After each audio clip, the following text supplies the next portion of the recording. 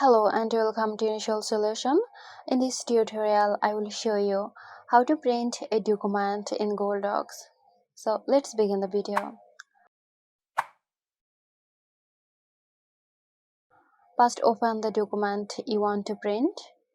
Make sure you have finished editing and your document is ready to print.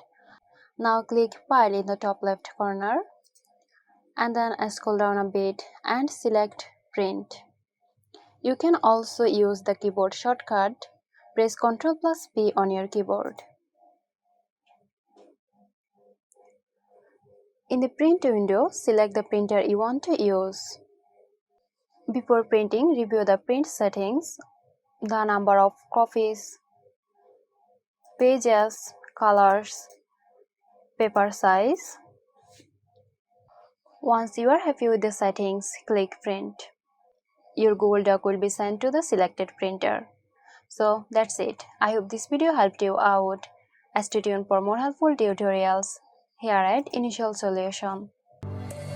This video is sponsored by Zerosoft. Zerosoft offers graphic design, UI UX design, digital marketing and web development. Elevate your brand with Zerosoft today. For more details, check the description box.